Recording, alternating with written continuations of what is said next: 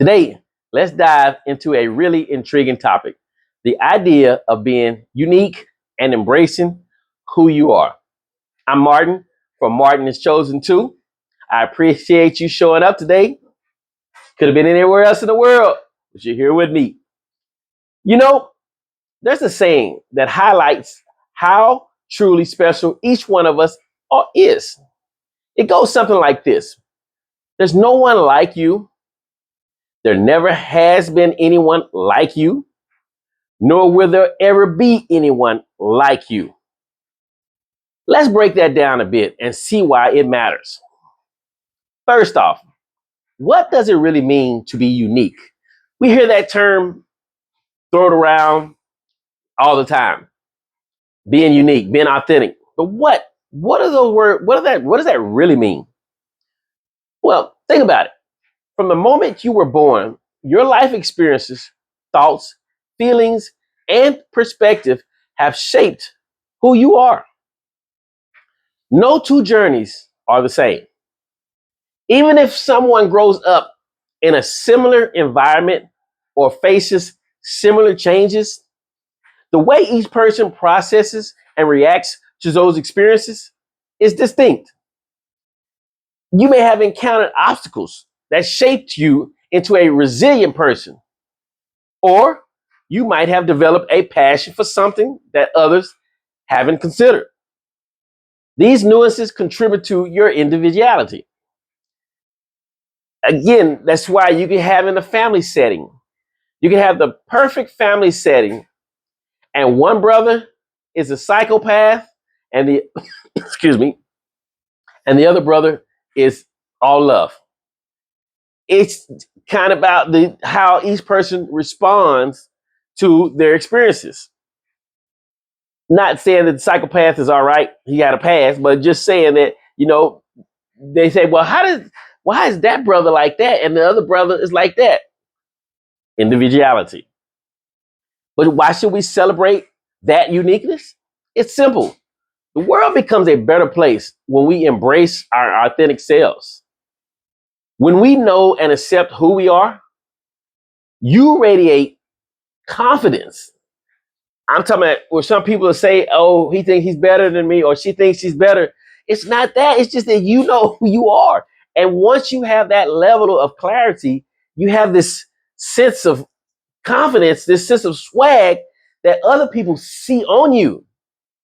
And because they may not have that level of confidence that you do, the only way that they can name it or put a title to it is usually in a negative format. People can sense when someone is being genuine, and that authenticity can draw them in. You've probably met someone whose energy just feels real, right? They don't try to put on a facade or pretend to be someone they're not. They're just them. They just walk into the room being them, and people like them. And then on the other situation, they can walk in the room and people don't like them. You know, it goes both ways. But one of those things is usually because that level of confidence that that person has. So instead, they present their they present the self that they feel that other people want to see. They don't have that confidence like the other guy. So because they feel like they got to fit in, so they'll act a certain way.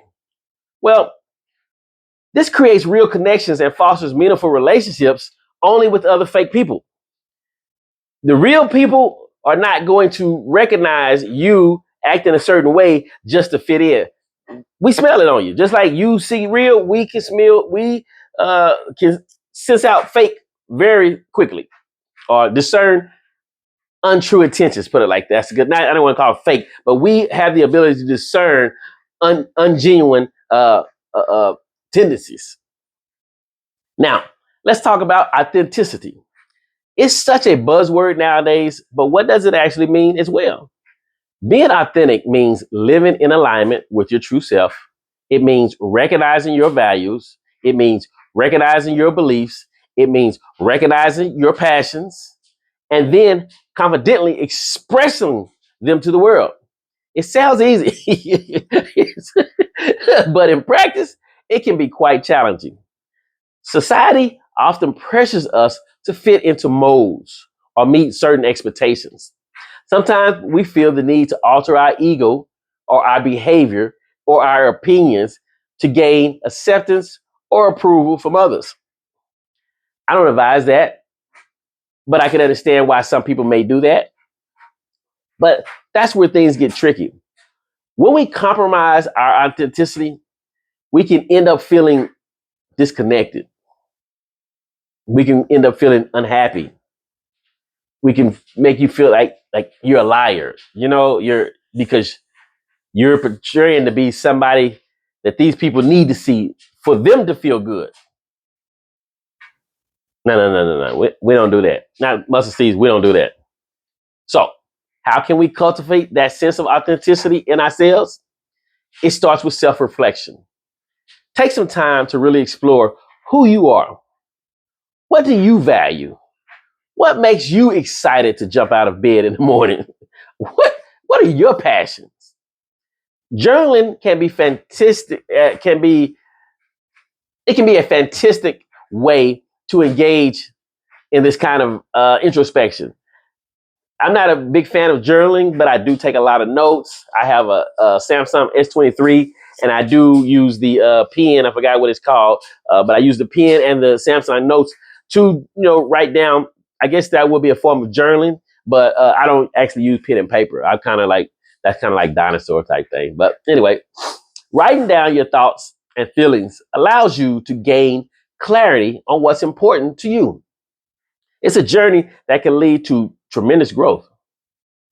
Another important factor in embracing your uniqueness is the idea of acceptance.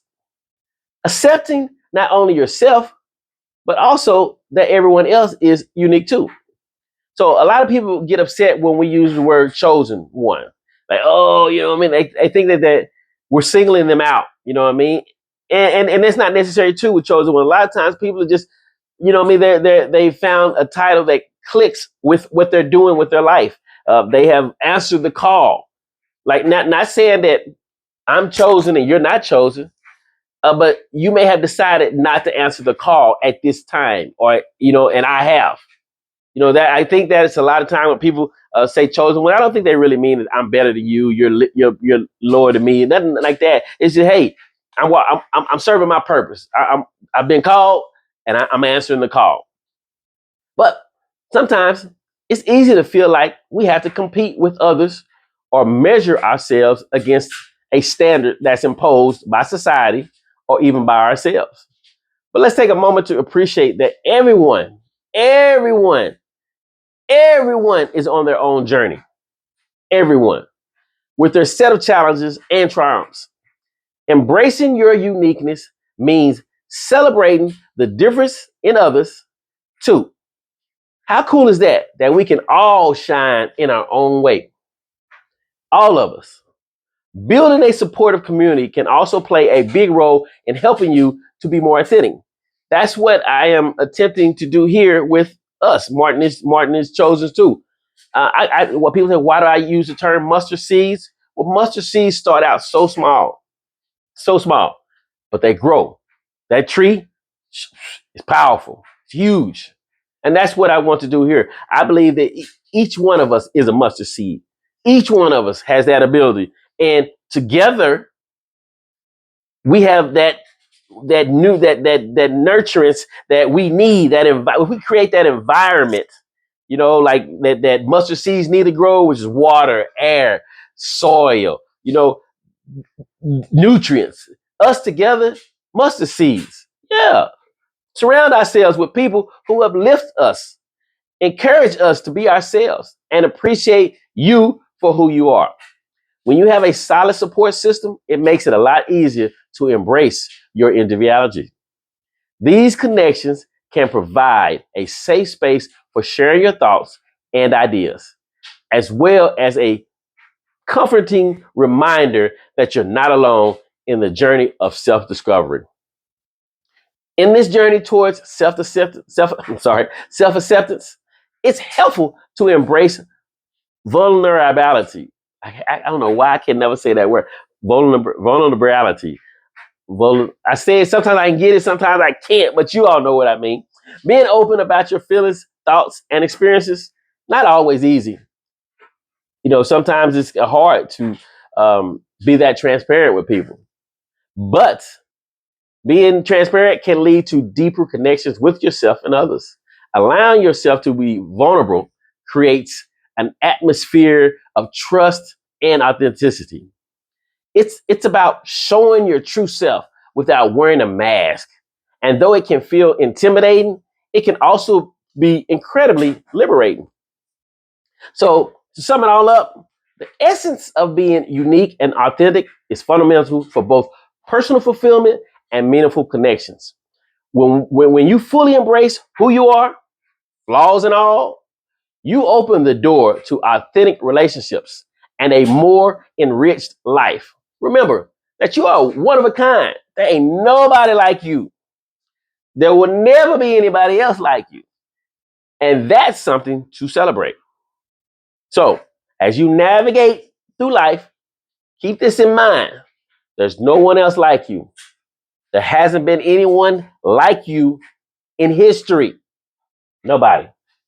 Nobody. Like Keith Sweat, nobody, baby. And there won't be anyone like you in the future. Own that uniqueness, cultivate authenticity, and let your true self shine brightly, baby. The world is waiting to see what you have to offer. So go ahead and be unapologetically, how to say unapologetically, however you say that word, but be that person. If you're ready to be you without compromise, I like to hear about it. And I'm sure there's a lot of us in this watching this video today that would also like to hear about it. So put it in the comments. Let us know how you feel and what you plan to do. It's been a pleasure, as usual, family, to have you here and share this time with you. I ask you to remember to like, share, and subscribe for more content like this. And I can't wait to see you on our next video. And hopefully I won't be so tongue-tied on our next video. But we are growing, family. We are 400 plus subscribers now. Mustard seed community, mustard seed, mustard seed. I'll see you on the next video. I love you, and there's nothing you can do about it.